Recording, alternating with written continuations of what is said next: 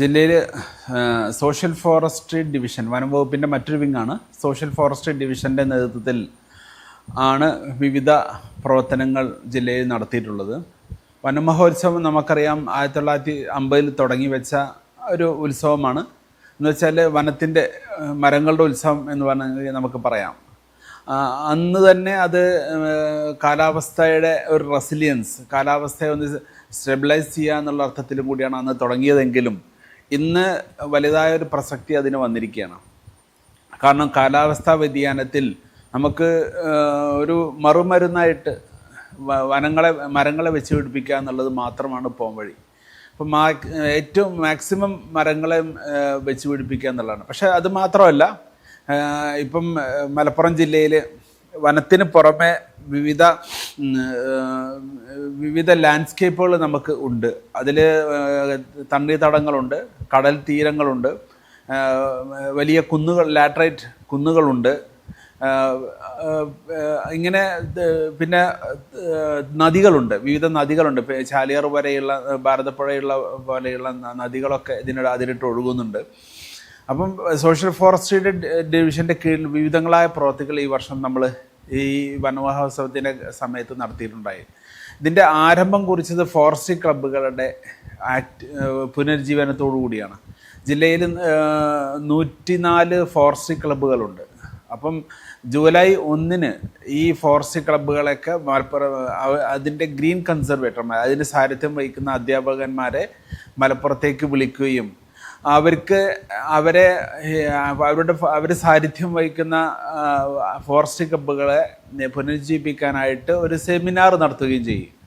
2-3 വിഷയങ്ങളിൽ സെമിനാർ നടത്തുകയും അതിൽ വളരെ ആശാവഹമായ ഒരു ചുവടുവെപ്പായിരുന്നു. കാരണം എല്ലാ ഗ്രീൻ കൺസർവേറ്റർമാരും, ഏകദേശം 90% ഗ്രീൻ കൺസർവേറ്റർമാരും അന്നത്തെ ആ സെമിനാറിൽ പങ്കെടുക്കുകയും അത് ഒരു വലിയതായ സക്സസ് ആയിട്ട് വരികയും ചെയ്തു.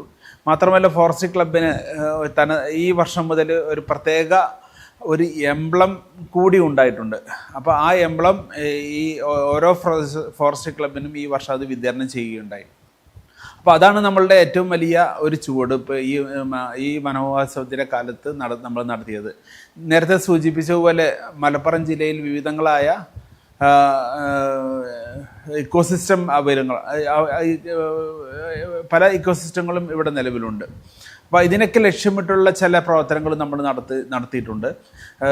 ഈ തണ്ണീർത്തടങ്ങൾ ലക്ഷ്യമാക്കി വിവിധ ദേശാടന പക്ഷികൾ വരുന്നുണ്ട്. അപ്പോൾ അവിടെയുള്ള സംരക്ഷണം, പിന്നെ ഈ വിവിധ സ്കൂളുകളിൽ സ്ഥലങ്ങൾ ലഭ്യമാണ്. അപ്പോൾ കുട്ടികൾക്ക് ഇതിനെ അവയർനെസ് കൊടുക്കാൻ വേണ്ടിയിട്ടുള്ള വിവിധ വിദ്യാവനങ്ങൾ ഒക്കെ നമ്മൾ സോഷ്യൽ ഫോറസ്ട്രിയുടെ കീഴിൽ ഉണ്ടാക്കിയിട്ടുണ്ടായിട്ടുണ്ട്.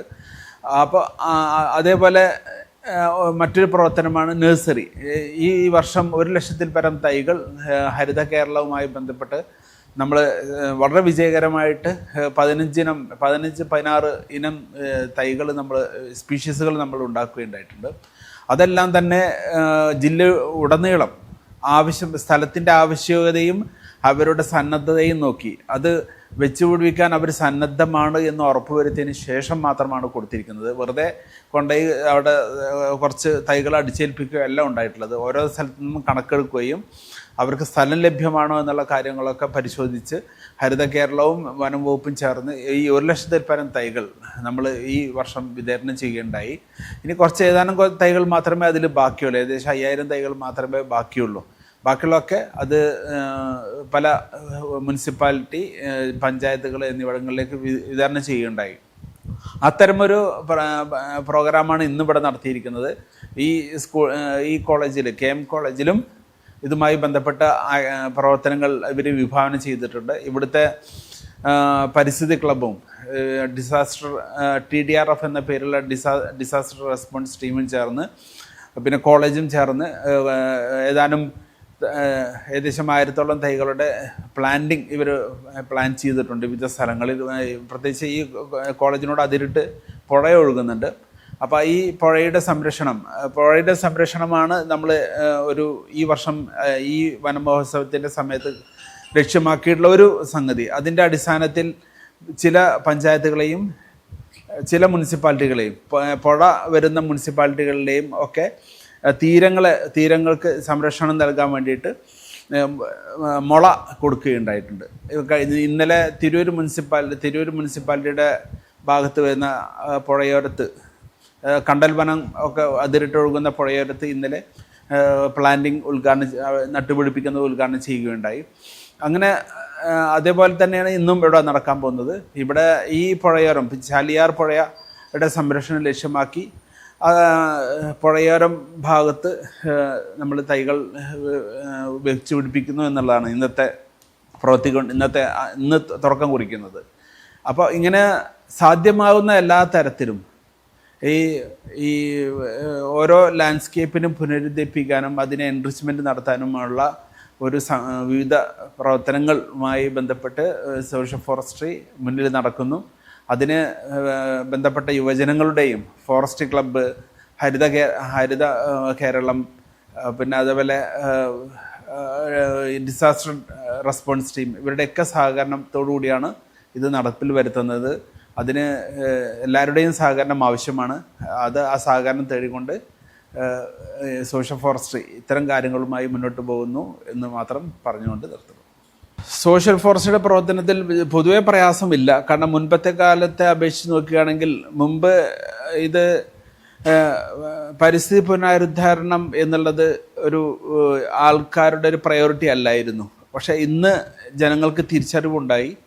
കാലാവസ്ഥാ വ്യതിയാനം ഇന്ന് ഓരോരുത്തരും അനുഭവിക്കുന്നു എന്നുള്ളതാണ്. അപ്പോൾ ഈ കാലാവസ്ഥാ വ്യതിയാനത്തിന് മരങ്ങൾ വെച്ച് പിടിപ്പിക്കുക, പരിസ്ഥിതിയെ സംരക്ഷിക്കുക എന്നുള്ളത് ഓരോരുത്തർക്കും ഈ അവയർനെസ് എല്ലാവർക്കും ലഭ്യമായിട്ടുണ്ട്. അപ്പോൾ ഇക്കാലത്ത് ഈ പ്രത്യേകിച്ച് പ്രശ്നങ്ങളൊന്നും നമ്മൾ നേരിടുകയുണ്ടായിട്ടില്ല. പക്ഷേ ചില തെറ്റിദ്ധാരണകൾ ഒരു പക്ഷേ പ്രത്യേകിച്ച് ഈ കണ്ടൽ വനങ്ങളുമായി ബന്ധപ്പെട്ടും അങ്ങനെ തണ്ണീർത്തടങ്ങളുടെ സംരക്ഷണവുമായി ബന്ധപ്പെട്ടൊക്കെ ചില തെറ്റിദ്ധാരണകൾ നിലവിലുണ്ട്.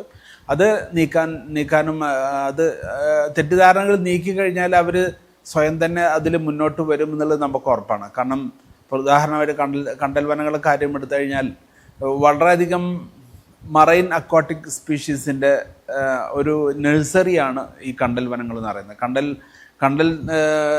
കണ്ടലിൻ്റെ ഇടയ്ക്കുള്ള വെള്ളം, ഈ വെള്ളത്തിലാണ് പലതിൻ്റെയും മുട്ട ഇട്ട് അത് പെരുകുകയും കുഞ്ഞുങ്ങളുണ്ടാവുകയും കുഞ്ഞുങ്ങൾ അതിൻ്റെ ഒരു ബലഹീനത വിട്ടുകഴിഞ്ഞ് കുറച്ചൊക്കെ സ്ട്രെങ്ത്തൊക്കെ ആയിക്കഴിഞ്ഞാലാണ് ഇത് കടലിലേക്കൊക്കെ പോകുന്നത്.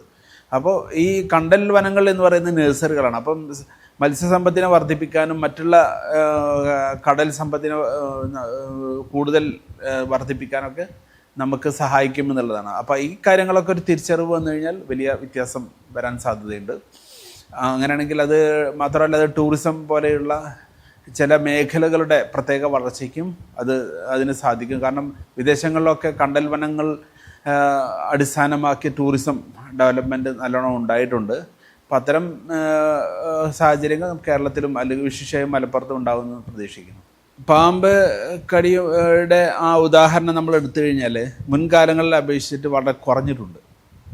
സ്നേക്ക് ബൈറ്റ് ഡെത്തുകൾ വളരെയധികം കുറഞ്ഞിട്ടുണ്ട്. 2018-19 കാലയളവൊക്കെ എടുത്തു കഴിഞ്ഞാൽ 100-ൽ പരം ഡെത്തുകളാണ് കേരളത്തിൽ തന്നെ ഉണ്ടായിട്ടുള്ളത്. പക്ഷെ അത് ഇപ്പോൾ വളരെ കുറവാണ്. ഏകദേശം 20-ൻ്റെ താഴേക്കേ ഉള്ളൂ, ഈ വർഷം തന്നെ ഉള്ളൂ. അപ്പം അത് വളരെയധികം കുറഞ്ഞിട്ടുണ്ട്. പിന്നെ അന്ന സമയം നമ്മൾ സ്നേക്ക് ബൈറ്റിൽ നിന്നും ആളുകളെ രക്ഷിക്കാനും സ്നേക്കിനെ തന്നെ ഒരു സിറ്റുവേഷനിൽ നിന്ന് റെസ്ക്യൂ ചെയ്യാനുള്ള നടപടികൾ ഡിപ്പാർട്ട്മെൻറ്റ് തുടക്കം കുറിച്ചത് വളരെ സക്സസ്ഫുൾ ആയിട്ട് മുന്നോട്ട് പോകുന്നു.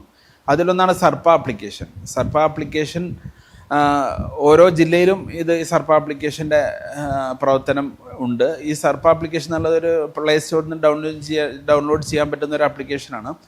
അത് ഏത് ജില്ലയിലാണോ ഉള്ളത് ആ ജില്ലയുടെ വോളണ്ടിയേഴ്സ് അതിലേക്ക് ആ വോളണ്ടിയേഴ്സ് ഒക്കെ ലിസ്റ്റ് അതിലുണ്ട്. അപ്പോൾ നമ്മൾ ഒരു സ്ഥലത്ത്, ഇപ്പം ഞാനിരിക്കുന്ന അരീക്കോടാണ്, ഈ KM കോളേജിൽ ഇപ്പോൾ ഒരു സ്നേക്ക് ഇൻസിഡൻറ്റ് ഉണ്ടായിട്ടുണ്ട്. ഒരു സ്നേക്കിനെ കണ്ടു കഴിഞ്ഞാൽ ആ സർപ്പ ആപ്ലിക്കേഷൻ ഡൗൺലോഡ് ചെയ്ത് കഴിഞ്ഞാൽ അതിൽ ഫസ്റ്റ് തന്നെ കാണാം റിപ്പോർട്ട് സ്നേക്ക് എന്ന് പറഞ്ഞാൽ ആ സ്നേക്കിനെ കണ്ടതിൻ്റെ ഡിസ്ക്രിപ്ഷൻസും കാര്യങ്ങളൊക്കെ കൊടുത്തു കഴിഞ്ഞാൽ ഏറ്റവും നിയറസ്റ്റ് വോളണ്ടിയർ ആരാണോ അദ്ദേഹത്തിൻ്റെ പേരും നമ്പറൊക്കെ അതിലേക്ക് പ്രത്യക്ഷമാവുകയും നമുക്ക് അദ്ദേഹത്തെ വിളിക്കാനും ഒക്കെ വനംവകുപ്പിനെ പോലും ബന്ധപ്പെടേണ്ട ആവശ്യമില്ല. ഈ വോളണ്ടിയറിനെ വിളിച്ചു കഴിഞ്ഞാൽ അദ്ദേഹം ഏതാനും സമയത്തിനുള്ളിൽ ഏതാനും നിമിഷങ്ങൾക്കകം തന്നെ ചിലപ്പോൾ ചില സാങ്കേതിക പ്രശ്നങ്ങളുണ്ടെങ്കിൽ ചിലപ്പോൾ സമയം എടുത്തേക്കാം, അല്ലെങ്കിൽ അങ്ങനെ ഒരു സാഹചര്യം ഇല്ല, പെട്ടെന്ന് തന്നെ വരാറുണ്ട്. അപ്പം അവരെ ആ പാമ്പിനെ അവിടെ നിന്ന് റെസ്ക്യൂ ചെയ്ത് അതിൻ്റെ ആവാസ വ്യവസ്ഥയിൽ റിലീസ് ചെയ്യുന്ന ഒരു സാഹചര്യം നിലവിലുണ്ട്. അതിൻ്റെ അടിസ്ഥാനത്തിൽ ജില്ലയിൽ ഒട്ടുക്ക് അവരുടെ പ്രവർത്തനം അവൈലബിൾ ആണ്. എവിടെ നിന്ന് സ്നേക്കിനെ റിപ്പോർട്ട് ചെയ്ത് കഴിഞ്ഞാലും അതിനെ റെസ്ക്യൂ ചെയ്യാൻ പറ്റും. പിന്നെ സ്നേക്ക് ബൈറ്റ് ഉണ്ടായിക്കഴിഞ്ഞാൽ എത്രയും നേരത്തെ മുൻകാലങ്ങളിൽ നമുക്ക് ചില തെറ്റിദ്ധാരണകളൊക്കെ ഉണ്ടായിരുന്നു. സ്നേക്ക് ബൈറ്റുള്ള സ്ഥലത്ത് കെട്ടി വെക്കുക, അങ്ങനെ ഓക്കെ, അതൊക്കെ ഇപ്പോഴത്തെ പുതിയ മറ്റേ വസ്തുക്കളുടെ അടിസ്ഥാനത്തിൽ അതൊന്നും ചെയ്യേണ്ടതില്ല. ആ രോഗിയെ സമാധാനപ്പെടുത്തുകയും ആ രോഗിയെ എത്രയും നേരത്തെ ആവശ്യമായ പ്രഥമ ശുശ്രൂഷ നൽകി ഹോസ്പിറ്റലിലേക്ക് എത്തിക്കുകയുമാണ് വേണ്ടത്.